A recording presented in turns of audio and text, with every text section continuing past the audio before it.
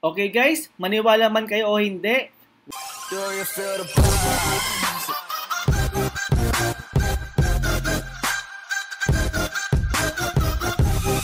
Hey guys, bago ako mag-start, don't forget to subscribe and hit the bell para laging updated sa new videos ko about crypto at how to make money online. What's up guys? Nagbabalik po ako para magbigay ulit ng panibagong review sa ginagamit ko pong internet ngayon, ang Converge. Bali nakakatuwa lang din guys, no? Kasi yung una ko pong video na review about sa Converge ay umabot na po ng more than 8,000 views. So ibig sabihin, medyo madami-dami din po ang interesado na malaman kung okay ba si Converge. Sa more than 2 months ko na po na paggamit sa kanya, sana po ay makatulong sa inyo itong panibagong review ko. And at the same time, sasagutin ko na rin po yung mga pangkaraniwan or mga ulit-ulit na tanong po doon sa una kong video about sa Converge. Pero disclaimer lang guys, lahat po ng sasabihin ko dito is based on my experience. Bali, hindi ko po alam kung ano experience ng mga ibang Converge users, pero lahat po ng sasabihin ko dito is based on my experience. Bali, ginagarantiya ko po na hindi po ako binayaran ng Converge. Sana nga meron kahit 1 month free lang eh. But anyways, make sure na tapusin nyo po itong video ko na to bago po kayo mag-comment or mag-post ng mga tanong ninyo, kasi baka mamaya nasagot ko na po yung tanong na yan, or baka mamaya nasagot na po doon sa una kong video. Okay guys, maniwala man kayo o hindi, wala pa po akong nagiging problema sa Converge mula nung nakabitan ako. Bali kung tutuusin po, mula nung August, nagkaroon pa po tayo ng malakas na bagyo. Bali, hindi po ako nawalan ng internet, hindi bumagal ang internet ko, na-enjoy ko po siya, wala pong naging problema. Kaya ang masasabi ko lang guys, ito na po ang pinaka the best internet provider ko in my entire internet history. So ulitin ko lang po, sa akin lang po yan, hindi ko po alam kung ano experience ng iba, pero para sa akin, ito na po yung pinaka the best internet provider ko. Bakit siya the best for me? Kasi una, mura. Ang kinuha ko pong plan ay 15 pesos per month. Ang ibinibigay po sa akin speed niyan ay 25 Mbps speed. Then, pangalawang reason po, pag sinabi mong 25 Mbps speed, yan po talaga ang ibinibigay na speed ni Converge. Bali, hindi po yan nagbabago or consistent po yan. Magbago man yan, minsan nga lumalagpas pa. Minsan bumaba man siya, hindi po siya bumababa ng less than 20. So talagang mabilis po talaga siya, umaraw man o umulan. Ganyan po ang ibibigay ng speed ni Converge. Then pangatlong gusto ko sa kanya, unlimited. Meaning, no capping, meaning up to sawa. Kaya sa mga internet heavy users dyan na kagaya ko, sobrang fit po ito sa inyo kasi una nga, mura. Pangalawa, mabilis. And pangatlo, unlimited po siya. So ako, up to sawang download po ang ginagawa ko dyan. Up to sawang panonood, up to sawang pag-i-internet. At hindi po nagbabago yung speed ko, umaraw man o umulan. Ganyan po kaganda ang Converge. Kaya po for me, ito po ang number 1 or the best internet provider sa akin sa ngayon. Okay, so sasagutin ko na yung mga kadalasan na tanong doon sa una kong video na ginawa sa Converge. Bali, ang una kong sasagutin ay kung paano magpakabit at kung ilang days bago ka makabitan. Okay guys, so ganito po yan. Una, dapat may malapit na box sa inyo. So, syempre kasi doon magagaling yung internet, doon yung pinaka-source. So, doon kakakabitan. So, dapat may malapit na box. Ganito po itsura ng box ng Converge. Yan, ganyan po. Bali, check niyo yung mga pose ninyo kung may ganyang itsura ng box na box dyan. So, ganyan po yung box ng Converge. Yung isa pang way para malaman kung may malapit na box sa lugar ninyo, dalaw lang po kayo sa website ng Converge or sa Facebook fanpage nila.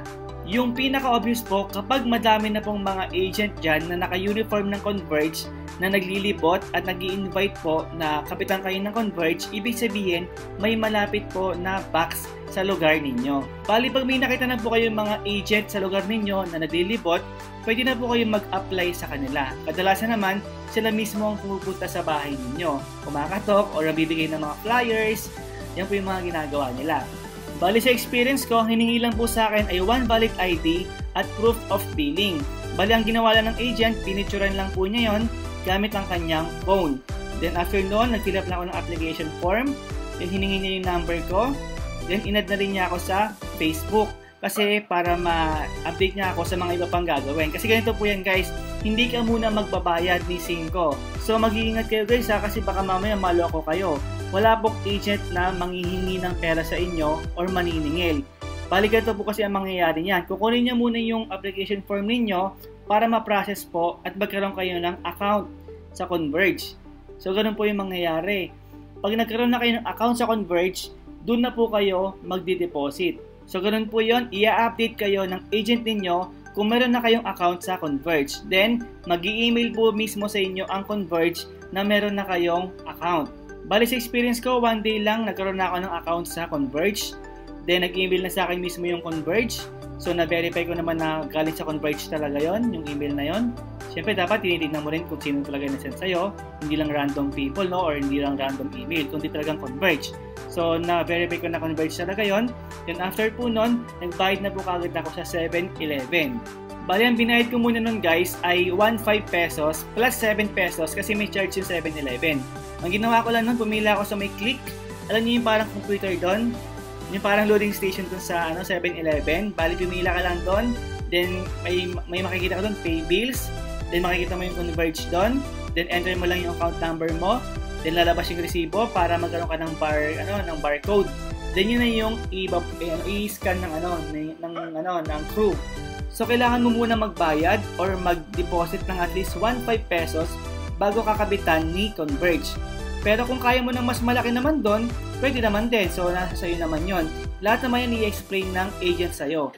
Then, after ko magbayad, nag-antay pa po ako ng 7 days bago makabitan ni Converge. Pero, okay lang kasi sulit naman dahil nga maganda naman yung naging salvation nila.